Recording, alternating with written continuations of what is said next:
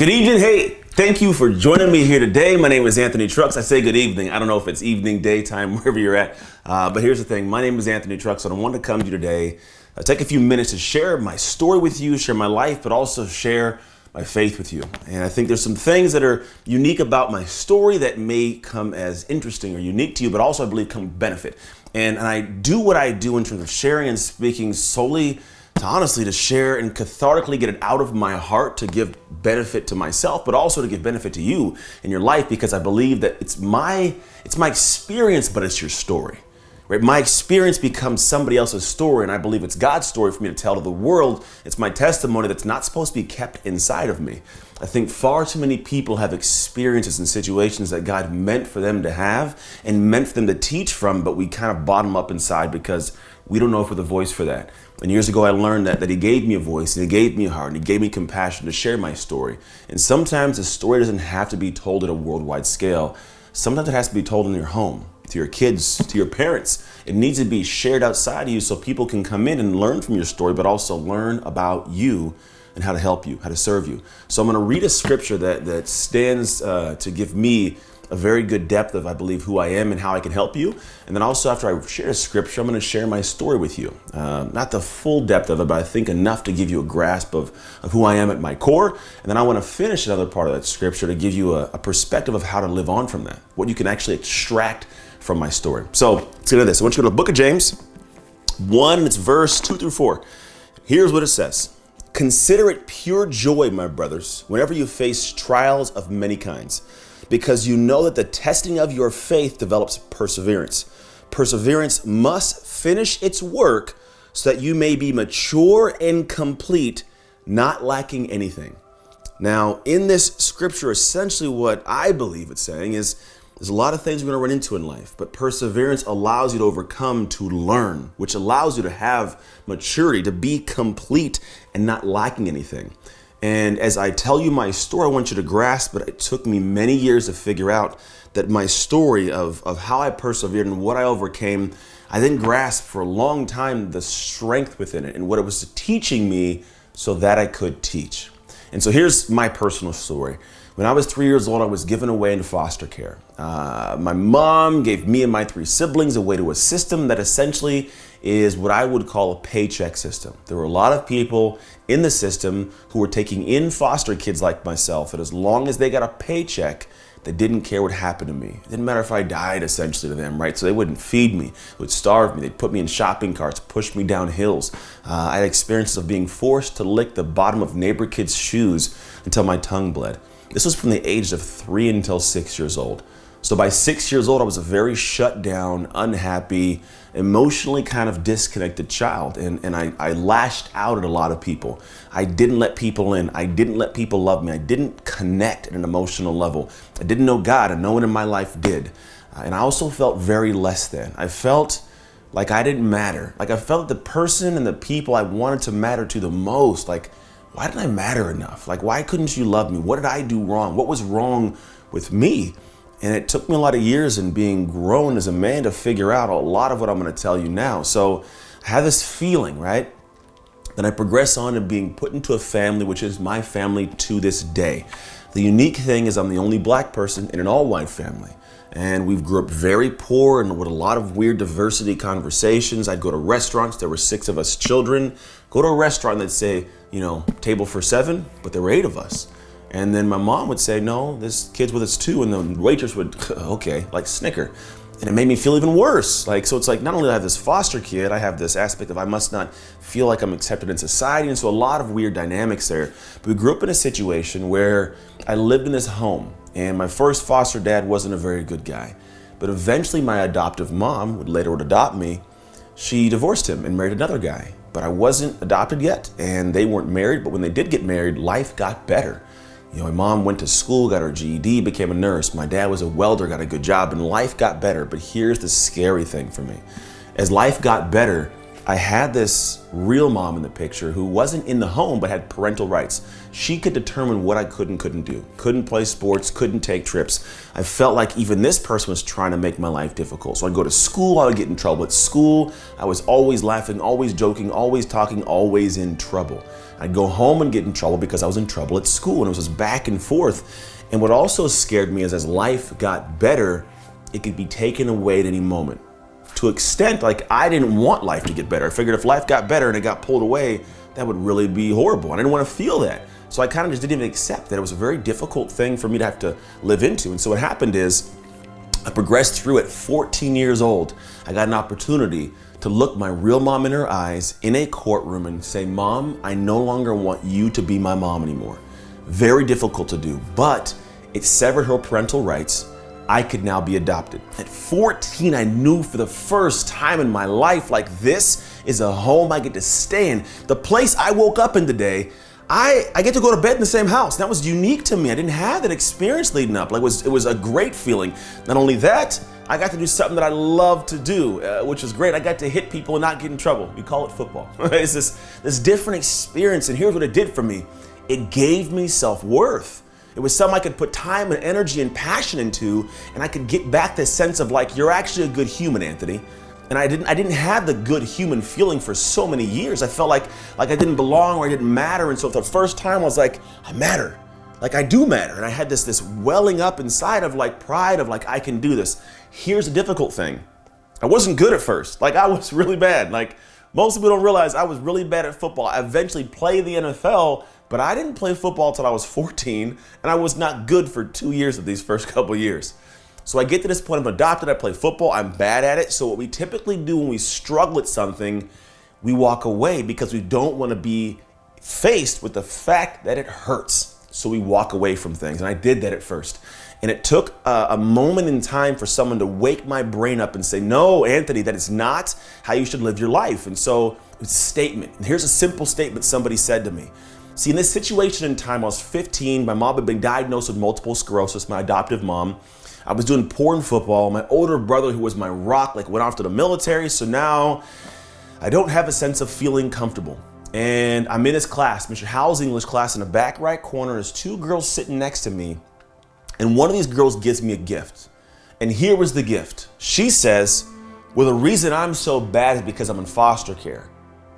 Now, she didn't know I was listening, but what I heard was my excuse for giving up out loud. And it did not feel good. Like I had this thought of, wow, so if I become this bad dad or bad husband or a drain on society, I'm a bad kid consistently, I'm gonna blame it on a situation I had no control over. My mom gave me away, that wasn't my fault. And I'm gonna let this thing ruin my life? And I was like, no. This cannot be my future. And at 15, I woke up and I looked in the mirror, and just like I'm talking to you now, I said, look, Anthony, you're going to be great. I didn't know what great meant, but I figured if I can find something to be great at, I can extract the great. And it was football. I leaned into this. It's why I love Pro Football Camp, what they're about, because football kind of saved my life and created the ability for me to save other lives through the work I've done past. And so I get to this moment in time, I'm like, man, all right, let's figure out what it is. And I had to figure out, what does a great football player do? Maybe it's what a great artist does for you, or what a great cousin does for you, or what a great brother does, or what a great student does. But I had to find something to put energy into to do great so I could feel great. And lo and behold, I came back the next year. Like I spent the off season throwing as many footballs in the air as I could, 500 a day, running routes, catching passes, lifting weights, running like all over the place. And I got to the point where the next year I showed up an animal. Like I was faster, stronger, meaner. It was because I did the work. And more in my life, I've noticed that moment in time was a big switch for me of what turned me into a different human being to do so much more. So eventually, I get a college scholarship to play football at the University of Oregon. I'm a Duck, go Ducks. From that point on, I get an opportunity a couple years later, after having a son at a young age, but marrying my high school sweetheart, I get an opportunity to play in the NFL. I play in the NFL for the Buccaneers, the Redskins, and the Steelers. And then I get out of the NFL off of an injury. I come home, I open a gym, lost it up and down there. I had a lot of crazy things happen in life. where I got divorced from my wife and I lost my family and I fell from God, to be honest. It's the first time I pulled away from my faith. See, I was saved at 16 years old, right before I went into college. I was saved and I accepted God, but in this moment in time in my life, like I didn't even cuss when I was playing in the NFL. And I got to this moment in time after the NFL and wife falling, having issues in my marriage and my business and all these things falling apart, where I extracted myself because I didn't quite learn what just told you in this book here, in this Bible. And so what ends up happening is I get to this moment in time where it's like, all right, what's the situation? Why is all this happening to me? Why am I experiencing this? What can I pull from this? And when I woke up a little bit and I took this to heart, it's the faith that develops perseverance. I came back to God and God fixed my marriage after 3 years divorce. I'm a present father. I run a business that I love, serving people in the world and doing videos like this to people that I want to touch your heart, even though I may never touch your hand, right? This is the whole purpose of what I'm built to do now, because I understood this. And I'm not special. You are just like me. Like no matter what you've done in life, you're given certain issues and situations to persevere through so that you can mature and complete your process so you have nothing lacking, because there's nothing wrong with you. That's the thing I learned. Like I thought there was something wrong with me. There was nothing wrong. God knew I was perfect in the way He made me. He needed me to go through what He put me through so I could become stronger, because now I realize all the craziness of my life, all the hardships, the foster care, the parents, my mom passing away in 2014, all of it was to strengthen me to serve the world the way He built me to. It's actual superpower, because now the things that I experience as an adult, because I experienced hardship as a kid, my adult life, I can navigate hardship so much easier. I don't fall apart and break down when small problems pop up when other people do fall apart. It's a superpower to have gone through all the hardships. Now here's the thing is, I love what the second part of this talks about. Here's what he says.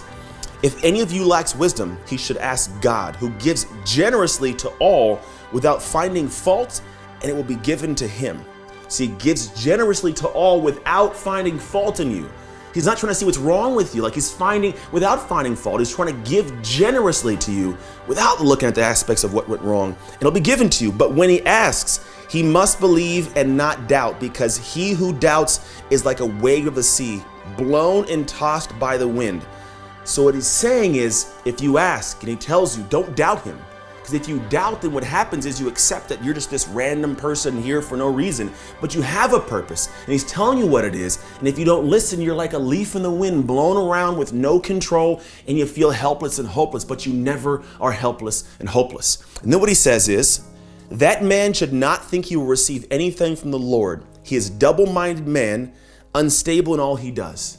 What it means by double-minded man, in my perspective, is he has no singular line, and he'll struggle in anything he does because he doesn't realize that God put the problems in his life.